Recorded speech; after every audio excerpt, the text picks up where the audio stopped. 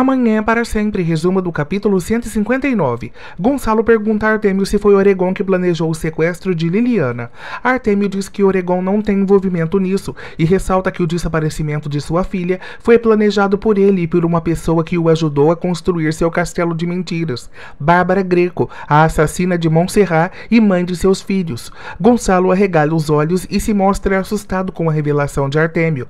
Artêmio diz que Liliana sempre disse a verdade e o que ele fez foi trancá-la em uma clínica. Artêmio reitera que Oregon acatava todas as ordens de Bárbara e entupia Liliana com medicamentos. Artêmio revela a Gonçalo que Eduardo Juarez nunca tentou se aproveitar de Fernanda e ressalta que foi obrigado a enviá-lo para longe para que ele e Soledade não interferissem em seus planos. Artêmio enfatiza que Bárbara lhe pertence desde que tinha 18 anos. Artêmio ressalta que tirou Bárbara do reformatório dias após ter incendiado a casa com os pais dentro. Artêmio ressalta que treinou Bárbara para que seja o que é. Gonçalo fica surpreso. Artêmio aproveita a ocasião para dizer a Gonçalo que Bárbara se chama Rebeca Sanches. Gonçalo fica surpreso, pois se lembra que Rebeca Sanches é a mulher que denunciou Camilo. Bárbara diz a Fernanda que está disposta a negociar a Aurora. Fernanda diz a Bosco e Franco que irá se encontrar com Bárbara. Franco se propõe a ir com ela, mas Fernanda o detém e diz que já chegou a hora de resolver seus problemas. Artêmio revela a Gonçalo que é o pai de Aurora e Bárbara é sua mãe. Portanto, o filho que a Aurora espera é neto dele. Gonçalo fica apavorado ao descobrir. Artêmio também revela que Franco Santoro na realidade é Eduardo Juarez, filho de Soledade. Gonçalo fica em pânico. Bosco diz a Eduardo que Fernanda tem o direito de saber sua real identidade. Eduardo diz que Fernanda irá odiá-lo para sempre. Bosco o corrige, dizendo que com o tempo, Fernanda o agradecerá por tê-la tirado dessa mentira. Artêmio diz a Gonçalo que Eduardo tem o mesmo propósito que ele, destruir a família Elizalde, pois para os dois, o exílio os condenou à dor. Gardênia tenta entrar no quarto de Gonçalo e a enfermeira, que na realidade é empregada de Artêmio, diz que há uma especialista com Gonçalo agora e ela não poderá entrar. Gonçalo diz que pretende falar com Eduardo Juarez. Artêmio lamenta não poder atender ao seu último desejo e ressalta que Eduardo irá morrer, assim como Gonçalo. Nesse instante, Gonçalo passa mal e o aparelho que mede seus sinais vitais começa a apitar. Artêmio se encontra com Santiago no corredor do hospital e diz a ele que lamenta pela morte de Gonçalo. Fernanda recebe um telefonema de Santiago que a informa que Gonçalo está morrendo. No hospital, Fernanda pergunta se acha conveniente que digam a Liliana a situação de seu pai. Franco não acha prudente e diz que a presença de Bárbara pode afetá-la. Fernanda lhe dá razão. Eusébio diz a Bárbara que se não tivesse mencionado a Gonçalo que a mãe de Aurora, Rebeca Sanches, tivesse denunciado Camilo por se aproveitar de sua filha, ele não teria passado mal. Bárbara diz que não conhece Rebeca Sanches, mas lhe dá todo o apoio, afinal Camilo deve pagar pelo que fez com Aurora. O médico informa que Gonçalo será submetido a uma cirurgia. Fernanda pede ao médico que salve a vida de seu pai. Liliana tem um pesadelo em que Gonçalo está em perigo. Marina a tranquiliza. No hospital, Aníbal pede a Eusébio que transfira os 40% que Gonçalo deixou para o seu filho. Eusébio diz que isso não é possível, pois as cláusulas do testamento são precisas e os bens serão repassados quando a criança nascer. Priscila adverte Aníbal que não é o momento para esse assunto. O médico informa a todos que ocorreu tudo bem na cirurgia de Gonçalo e agora ele ficará em avaliação.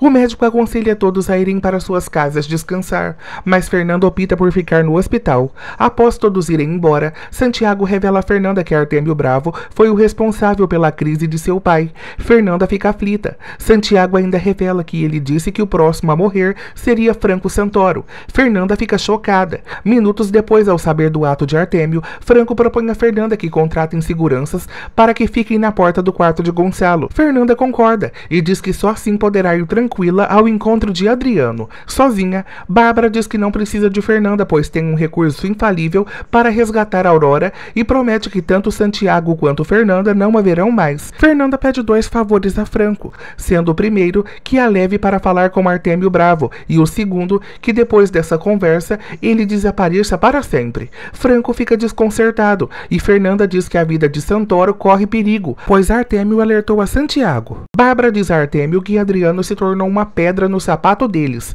então Artêmio se prontifica em negociar com Adriano. Fernanda se encontra com Adriano e pergunta por Aurora. Adriano propõe fazerem um trato e Fernanda deixa claro que não voltará para ele. Adriano percebe que Fernanda está mudada e questiona o interesse de Bárbara em Aurora. Bárbara recebe uma foto de Adriano e, apavorada, entra em contato com Fernanda e a aconselha a fazer o que Adriano pedir. Fernanda revela a Adriano que Aurora é filha de Bárbara. Adriano diz que isso é uma excelente notícia e ressalta que irá cobrar todas as humilhações às quais Bárbara o fez passar. Santiago visita Camilo na cadeia. Camilo revela que o plano para estuprar Aurora foi orquestrado por Bárbara. Camilo ressalta que sua situação se complicou, pois a mãe de Aurora, Rebeca Sanches, o denunciou. Santiago diz a Camilo que ela está perdendo seu tempo, pois Bárbara Greco é Rebeca Sanches, a assassina de sua mãe. Camilo fica surpreso. Fernanda revela a Adriano que Bárbara é instrumento da vingança de Artêmio e todos esses anos tem prejudicado sua família. Fernanda pede a Adriano que, se resta algo de bom dentro dele, que lhe entregue a Aurora, para que ela seja feliz ao lado de Santiago como eles nunca puderam ser. Pensativo, Adriano confessa a Fernanda que se apaixonou de verdade por ela, mas compreende que cometeu muitos erros. Fernanda ouve tudo atentamente. Adriano garante a Fernanda que dará instruções aos seus homens para que levem Aurora para a fazenda dos Elizalde hoje mesmo. Artêmio ordena que Bárbara vai ver Gonçalo e se certifique-se de que ele fique vivo. Bárbara se surpreende. Fernanda supõe que Bárbara esteja fazendo jogo duplo, tanto com ela quanto com Artêmio. Adriano ordena que Jacó leve Aurora para a casa dos Elizalde. Minutos depois, Adriano é atacado na cadeia por capangas de Artêmio. Um dos homens ameaça enforcar Adriano com um elástico e os demais pedem a ele que diga o endereço de Aurora. Fernanda chega ao escritório de Artêmio. Surpreso, o mesmo lhe deseja boas-vindas. Bárbara pede ao médico que a deixe visitar Gonçalo. Santiago a toma pelo braço e a adverte que, se tentar algo contra seu pai, sofrerá as consequências. Fernanda pergunta a Artêmio o que pode esperar dele, depois do que fez com seu pai. Artêmio diz que não é responsável por Gonçalo estar agonizando e enfatiza que a culpa é da verdade. Fernanda o confronta: que verdade é essa? Artêmio diz que se refere à verdade que Franco a apresentou por meio do diário de sua mãe. Fernanda diz a Artêmio que, se Gonçalo soubesse de sua existência, antes que Fernanda complete a frase, Artêmio diz que não teria acreditado nele, assim como fez quando Liliana tentou alertá-lo sobre Bárbara. Fernanda pergunta quando Artêmio dará um ponto final nessa vingança. Artêmio diz que será quando tiver com sua filha Aurora. Jacó é surpreendido pelos homens de Artêmio em busca de Aurora. Aurora e Lúcio fogem pela mata. Fernanda diz que um ser nefasto como Artêmio não merece a alegria de desfrutar de um neto. Artêmio fica surpreso com a coragem de Fernanda.